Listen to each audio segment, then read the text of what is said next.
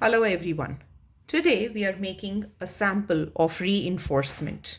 Now, what is reinforcement? The term indicates that you are reinforcing or adding something by which additional strength can be added. So, if you can see this piece of fabric which is cut out in a L, this L indicates the way a fabric tears when it gets stuck in a nail. Sewing that can be a little tricky, which is why we will learn today how to do reinforcement. So for that, I have cut out a fabric piece of 15 by 15 centimeters on straight grain. As you can see, the selvage is visible here, which I have kept on purpose so that your straight grain will be visible. After cutting out the 15 by 15 piece, I have cut out a square to replicate the tear, which is of 5 by 5 centimeters. So I have marked 5 by 5 and I have cut this out. In addition to this, we will require a fitted facing, which is going to be exactly cut in the same size. Again, fitted facing means it has to be on straight grain. Cut out a fitted facing of 3 centimeters width, and the last piece that you need is a fabric of 8 by 8 centimeters, again on straight grain. Now this is typically supposed to be of the same fabric as the garment which you cut out, but since we want it to be better visible, hence we would select a different print or a checkered fabric.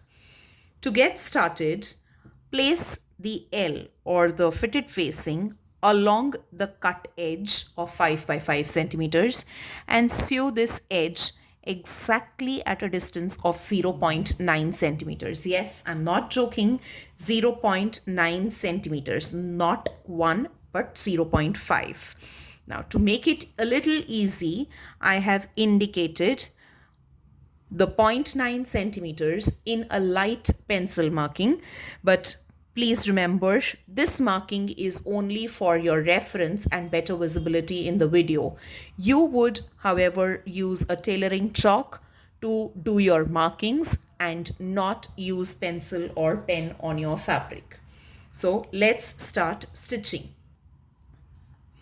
So here, along the marked line, I am taking small stitches. Since I'm not using a sewing machine, I'm taking absolutely small running stitches and sewing this in place. At the corner, ensure that you get a proper edge so that the fabric sample would be finished neatly. Also keep in mind that I am using a contrast color thread so that it's going to be visible properly for you in the video. Otherwise, for your sample, you will use a matching thread only. So this edge is stitched. Again, just a reminder that this L or the fitted facing is also supposed to be cut out with the white poplin itself. However, for visibility and better understanding, I'm using a different color. Now, as you can see, I'm turning the facing inwards so that I can proceed to the next step. Now I am pressing it down very firmly so that the fabric sample does not move. Now once you have done this folding, turn the fabric around and you can see this corner here very clearly. Give a small notch at the corner which goes right up to your stitching line.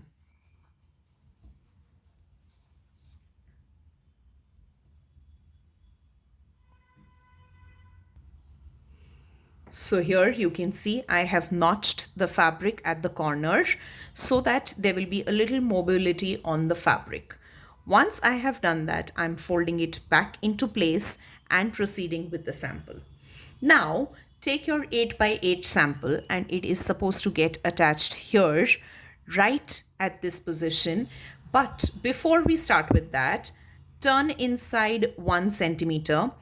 Iron it well so that you know where exactly you are supposed to stitch it, and then we move on to the next step. So here I have ironed this fabric piece in place, and this is how it will look once it is stitched in place. So to get started, what we are going to do is turn this around, hold it along the edge, along the cut edge, and then start stitching it such that the stitching line is going to be at 1 centimeter. The previous stitching of the facing has been done at 0.9 centimeters, and this stitching will be done here at 1 centimeter, which is going to be 0.1 more than the facing stitching. So what happens is that the facing stitching will act as a reinforcing material, and yet at the same time, after stitching this, it won't be visible. So let's get started with stitching this. So again, as you can see, I'm using a contrast color thread for better visibility, and I am stitching the sample at 1 centimeter distance.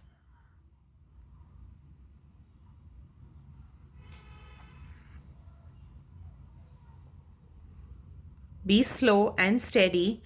Even if you are doing on the machine, it is very, very simple. You only need to keep the measurements in mind very, very clearly.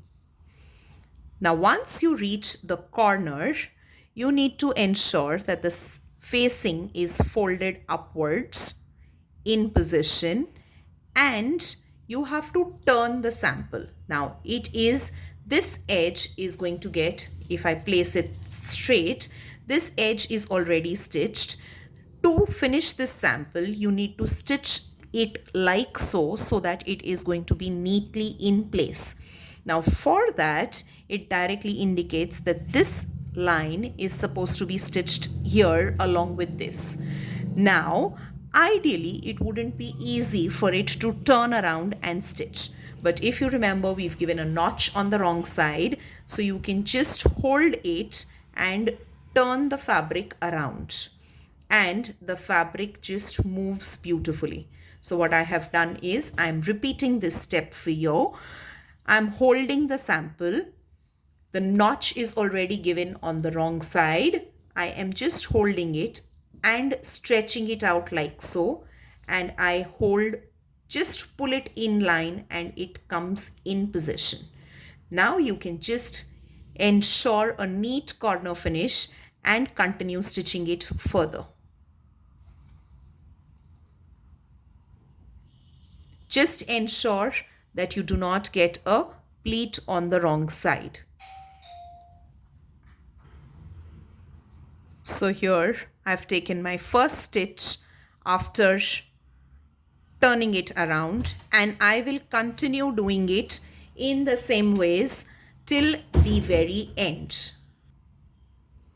Continue the stitching till the end with neat, simple stitches.